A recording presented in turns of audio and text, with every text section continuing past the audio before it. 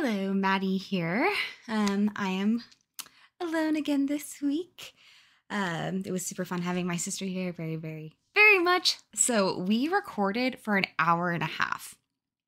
So I easily have at least one video of just like content that was like veering off topic. So if you guys are interested in seeing that, let me know. This week, we are going to talk about Dear Mr. Knightley by Katherine, I think Reay is how you say her name. Dear Mr. Knightley by Katherine Reay. There's no L, I thought there was an L. Katherine Reay. I am talking about this book for a couple of reasons. I don't want to say first, they're not in order of importance. They're just an order of how they're popping into my head. The first being that it is my pick for the Paul Storm Family 2023 Book of the Year. There are 4 books for the year. We are on a rotation. I've talked about this. We have a family rotation. I got to pick one of the books this year, and this is the book that I picked. I picked it for, honestly, multiple reasons. So it is a retelling of a book written in the early 1900s called Daddy Longlegs by Jean Webster. 2. 3, there's a musical called Daddy Longlegs that is amazing. It's super, super good, and I highly recommend. It literally has just 2 people going through this story because Jean Webster's book and this book are both told in letters. I do have some favorites that are told that way, i.e. this one, Daddy Longlegs, but also the Grinsey Literary and Potato Peel Pie Society is entirely told in letters. So I don't know what to do with that information. There are lots of easy reasons for me to say why I love it. It has the anonymity trope that I'm obsessed with. All the good things. It has a good ending. It has family and support and finding yourself in the really, really hard moments. The real reason I love this book, and the real reason I picked it for this year, I read it for the first time, and it got me through a very, very, very low point in my life. If I remember correctly, I read this book for the first time. It was August of 2021. And I reread it August 2021. And I don't know how or why exactly it became a lifeline, but it did. I have very specific memories of reading it in College Station, where we were at the time. I have very, very vivid memories of, like, I don't have a good way to explain it except for, like, my vision felt cleared, even just for a little bit. I felt like I could see blue skies and I could feel the breeze again. I felt that I could open my eyes and appreciate the world around me, even for just a minute when I was reading this book, which is very interesting because you're thinking, hey, you're looking at a piece of paper. How can you enjoy the world around you? But that's what it did. To give you any idea of what my life was like at that point. Sitting, reading, helped me experience the rest of life better. I have a comfortable relationship with crying. I've always been a crier my entire life. Crying just comes very naturally to me, but it's not the sort of thing that is easily accessible because it makes a lot of people uncomfortable. But for me, it's like, crying for me is like laughing. Like, I just do it involuntarily often. We're going to try to get through this with as little crying as possible because I want this to be a video of strength and perseverance, but also of good days and hope and all of these things, because books can do a myriad of things. Books can be literally anything. They can be literally anything. Within the fiction and nonfiction genres, you have everything. And we know that I'm mostly a reader for fun. I just like to read things because I feel a lot of things all the time. I like to read books that are safe and that are safe for my emotions, that make me feel good, and that make me experience life better. And a lot of people don't need that. A lot of people have other things that they use to help them experience life better, to help them, I don't want to say cope because that makes it feel like life is just one big coping mechanism, but we all experience life differently and we all have different things that affect us the most. Does that make sense? So I'm a highly emotional person. So I have a safe haven in books to guard those emotions, especially when life is difficult. I read this book for the first time, August 2021. Reread it again, August 2021, and I've reread it multiple times since. And I don't know how much of my story I want to tell. Not that I don't want to tell it, but I am kind of working my way to it. Just some of the things I've experienced in this life. So for me, books are a little bit of a coping mechanism. They help me detach from the world in a healthy way. They don't make me, I don't read books so that I don't have to engage with reality. I read books so that I can healthily engage with reality. And I'm very grateful to books for that alone. And this book, part of why it was so poignant at the moment and why I still love it now and why I will still continue to recommend it. Because even though it has lots of Maddie tropes that are good and great that she loves, it is the story of a girl who is not currently going through bad times, but is learning how those previous bad times are affecting her now. To be fair, her bad things way worse than my bad things. This isn't giving anything away, but it gives a little bit of context. So the main character, Samantha, basically grew up in foster care. It's a way more complicated story than that, but she was basically in foster care to the point where she aged out of the system. And I don't know if this is actually true or if this is just a thing they made up for the book, but in the book, it's basically like if you continue getting an education, the state will continue to help house you, even if you've aged out. So she is getting her master's in writing. That's where the book starts.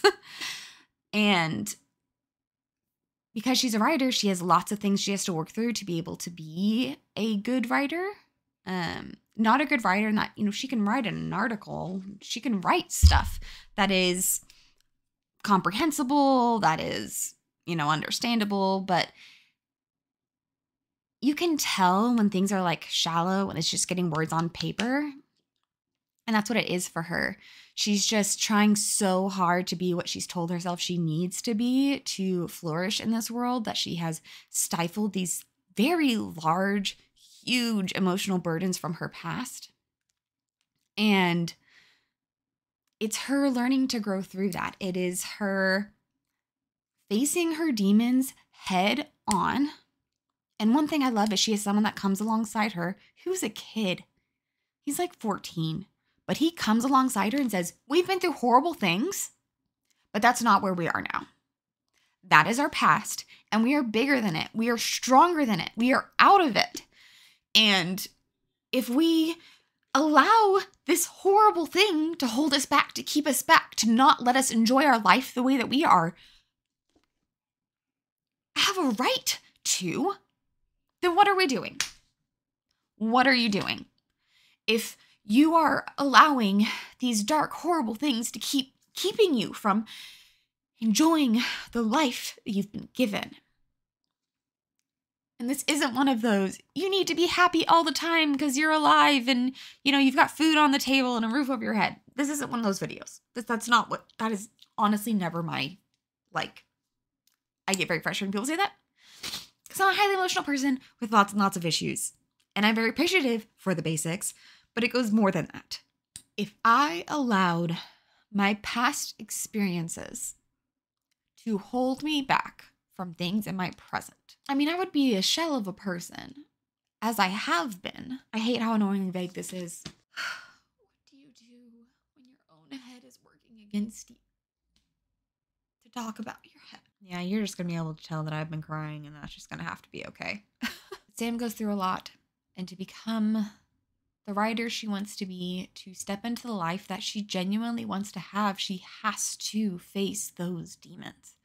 She has to face these horrible, awful things that have happened to her and tell them that they don't have power over her. That yes, they're part of her story. They are part of why she is the way she is, but they are not all defining. They have not completely changed the outcome of her life, the paths she's allowed to take, the paths she's allowed to want to take. They didn't do that because she didn't allow them to. And it's very interesting because the book, it also contrasts against another girl her age and the choices she's made and how her life has turned out very different. She has a little bit of redemption at the end, so it's not all depressing.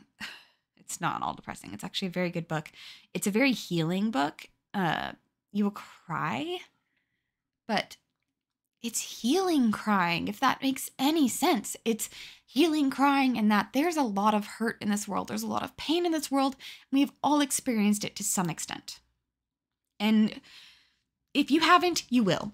That's just how life works. This life is full of horrible, awful things and people, and you're going to experience them. Healing is always an option. It genuinely is. Not that it's easy or even easily accessible, but it is an option no matter how slow going it may be. And choosing to heal instead of letting a wound fester makes all the difference. That's what Sam does. She comes so close to not doing that. She comes so close to allowing these things in her past to hold her back from a career, from love, from family, from friends, from literally everything. Almost all of it is destroyed at different points in the book because of her reactions to it, because of her past. But she is honest with herself about her past. She's honest with those she loves about her past. And she can heal from that. We all need healing. And I don't know where you are, or what you're going through, or what you've been through, or where you even maybe are on your healing journey. But if you enjoy fiction, and if you enjoy books that, while they'll push you a little bit emotionally, ultimately they are bandages and ointment and all the things that your wound needs. You know, it's like, what's that, like the Neosporin spray to like disinfect scrapes and stuff. It hurts, but ultimately it's what you need to do before you bandage it up so that you can heal. It's a little bit like that. It hurts for like half a second to get past it, but then it's healing. It is pulling the pieces of yourself that you felt were so scattered you'd never find them all again. And it gives you that. And what I love about this book is that while there is romance in it, like that's honestly not the point. For me, it is much more about especially family. The friends a little bit, but it's really about family. And almost creating your own and creating a family with what you've been given in your life, because not everyone can have traditional families. You know, one, not everyone gets a spouse. Two, not everyone can have kids. Not everyone can afford kids. Not everyone can, I don't even know, millions of things. So there's a lot of times where family doesn't look the way you want it to, because a lot of times it's out of your control and it kind of just happens. That's my favorite aspect of this book, is the family in it.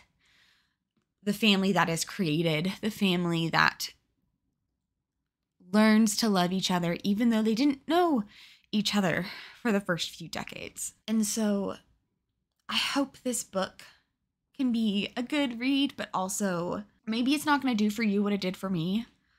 Part of that being, when I read it at my lowest was when I read this book for the first time and the second time. Books aren't magical. Books aren't counseling and therapy. They're not medication, but they are still powerful. And I would like others to appreciate that power. I would like others to acknowledge that that power exists, that that influence exists, because if you have different interests than people, if you have different even viewpoints from people, it's very frustrating to feel like the things that have helped you in your life get discredited. And I'm very grateful to have family and friends that not only know that I read a lot, but, you know, they are gung-ho about me reading a lot. They don't look down on me. That might laugh a little bit when I'm in the corner reading, but that's fine. But there's lots of people who look down on a myriad of hobbies and interests that are necessary for getting through this life and looking down on them as something lesser than, and they're not. So if you enjoy books, I think you'll like this book. It's a very good one.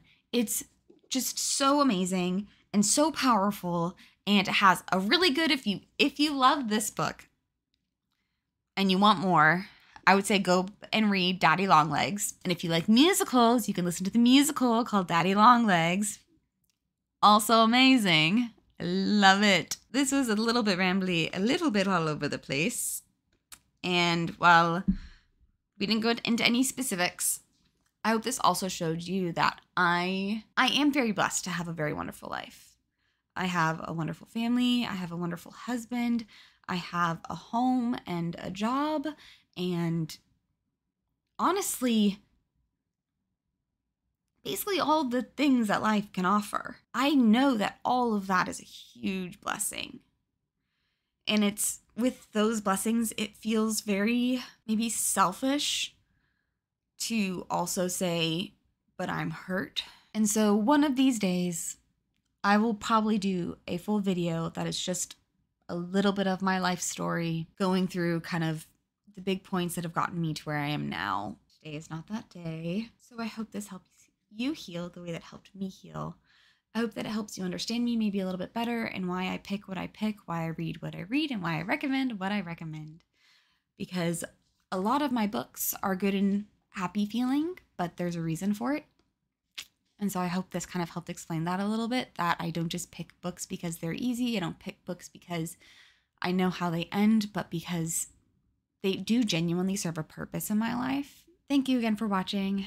If you've made it this far, please like, comment, subscribe, all of those wonderful, wonderful things. A couple videos back, semi blow up, and that just made me so excited I wanted to cry. It was very amazing and I felt very loved. I'm grateful that it did, in that I'm not expecting my videos to like keep on that trend. Like, I'm all for them just doing what they've been doing. But it's just nice to know that maybe every once in a while I can have something that people can relate to. That people can see and be like, oh, I get that. If even just every once in a while I can do that, that makes me really happy, because they have been healing for me, I know that they can be healing for others. And if I get to be the person to put the books in your hand, it's a privilege. It's genuinely a privilege. With all of that, I hope you have a great rest of your day. I hope you have a great night, great week, great weekend, great month, great year. I hope you have all of the greats, because you're truly worthy and deserving of them. So until next time.